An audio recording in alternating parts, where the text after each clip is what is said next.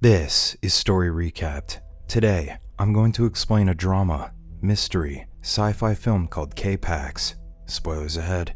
Watch out and take care. In New York in 2001, a homeless beggar sees Prot appear inside the train station, seemingly out of nowhere. When Prot tries to help a woman who got mugged, the cops assume he's responsible. So, the beggar explains that the thieves have already taken off. When an officer asks Prot about his travel plans, he contends that he's done traveling and he didn't arrive by train. The officer instructs Prot to take off his sunglasses, but he refuses and argues that the planet is very bright. The cops deduce that Prot is emotionally disturbed because of his unusual responses, so they decide to take him in. At the Psychiatric Institute of Manhattan, psychiatrist Mark Powell patiently listens to Ernie, a paranoid delusional man who is afraid to go outdoors because of viruses and germs. After the session, his secretary Joyce informs Mark that Dr. Chakraborty wants him to see a patient who was just transferred from another hospital. Mark soon meets with Chakraborty, who tells him that a patient claiming to be from another planet was sent to him. Chakraborty notes that the man had no abnormalities in his brain, but his delusion persisted even after the doctors administered Thorazine on him for 3 weeks. When Mark meets with Prot, he asks the patient where he came from and how he reached Earth. Prot claims that he came from K-Pax, a planet in a constellation called Lyra. He notes that K-Pax is about 1,000 light years away, and he reached Earth by light travel. Prot claims that he visited Earth several times before, and he first came to Earth out of curiosity to see a planet in its early stage of evolution. Sometime after the meeting, a patient named Howie asks Prot about his planet. Prot notes that K-Pax is bigger than Earth, and it's circled by 7 purple moons. He claims that the planet is captivating when its 2 suns, K-Mon and K-Ril, are in conjunction. When Mark gets home, his wife, Rachel, announces that she's inquiring about an after-school program in case she wants to go back to teaching. To see if Mark is paying attention, Rachel quips that her head fell off and she sewed it back on with dental floss. She is dismayed when Mark confirms that he wasn't listening. The following day, Mark takes a recording of his session with Prot to his colleagues. In the audio tape, Prot claimed that he arrived on Earth 4 years and 9 months ago, and he's 337 years old. The other psychiatrists surmise that Prot is psychotic, so they advise Mark to put him under medication. Mark, however, doesn't want to give him drugs until he comes up with a proper diagnosis. During another session, Mark asks Prot about his childhood in K-Pax, but the conversation deviates to the reproductive processes on this planet. Prot claims that procreation is a horrible experience for them, so they have to be as careful as possible when they reproduce. Prot suddenly starts writing something on a notepad and tells Mark that he remembered something he wanted to include in his report. He stresses that it's customary for them to compile descriptions of people and places they encounter. Later that day, Prot greets a patient named Bess, but she doesn't respond. Ernie reveals that Bess doesn't talk because she's afraid smoke will come out of her mouth. He then notes that Bess has been confined at the hospital since she was a child for burning down her home. But Howie corrects him that her house burned down because of an electrical fire. Prot's attention is suddenly caught by Doris, a patient who refuses to come out of her room. A nurse tries to convince her to come out to eat, but she just throws food at him. When Prot looks inside her room, he notices that Doris has a table set for 2. Doris shares that she's been waiting 11 years for someone. She remarks that some would call her crazy for waiting that long, but she considers it romantic, like watching a sunset.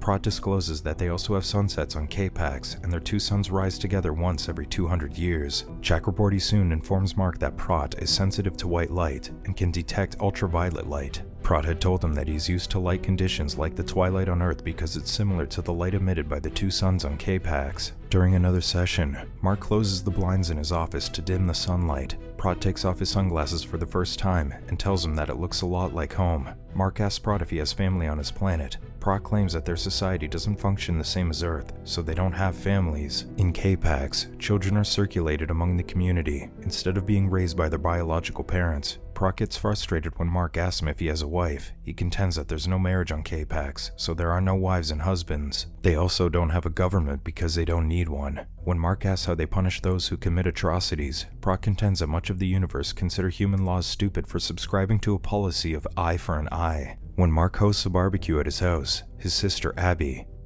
advises him to talk to Michael, his son from a previous marriage. Rachel suggests inviting Michael for Christmas, but Mark thinks that Michael won't come because he usually spends the holiday with his mother. Mark remembers that Abby's husband, Steve, is an astronomer, so he asks him to help him prove to Prot that K-Pax is a figment of his imagination. Steve then tells Mark that he'll give him a list of questions to ask his patient. One day, a nurse calls Mark to the communal area because Howie has been sitting by the window for a long time. When Mark asks him why he's staring at the window, Howie reveals that he's looking for the blue bird of happiness. He shares that it's one of 3 tasks that Prot has asked him to do to be cured. Mark sees Prot in the garden while he's trying to convince Ernie that he shouldn't be worried about breathing particles invisible to the naked eye. Before long, Mark scolds Prot for trying to cure his patients, reminding him that it's the doctor's job. Prot responds by asking Mark why he hasn't cured a single one of his patients. He then hands him a paper with answers to the astronomy questions that Mark got from Steve.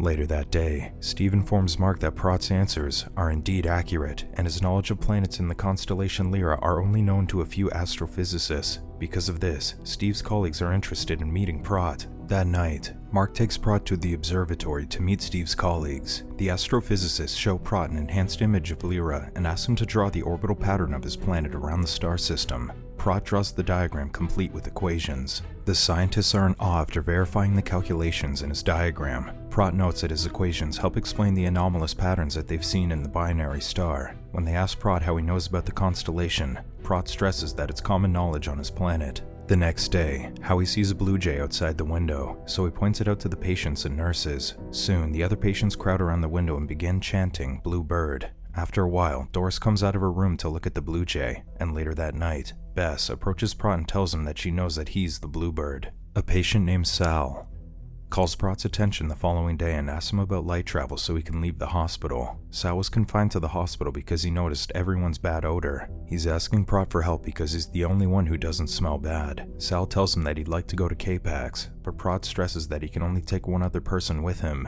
Numerous patients soon tell Mark that they're going to K-Pax, so Mark warns Prot against promising to take the patients with him. Prot clarifies that he only told the patients that he could take just one person with him when he returns home on July 27th at 5:51 a.m. Later that night, Mark suddenly gets up from bed, realizing that something terrible happened to Prot 4 years and 9 months ago. Rachel is concerned that her husband is becoming too involved with Prot, but Mark tells her that he needs to find out what's wrong with the patient before July 27th. On July 4th, Mark hosts a barbecue and invites Prot to observe him in a normal family environment. Soon, Prot arrives accompanied by Betty and her husband. After being introduced to Rachel, Prot hears Mark's dog, Shasta, barking, so he approaches the dog and barks along as if trying to communicate with her.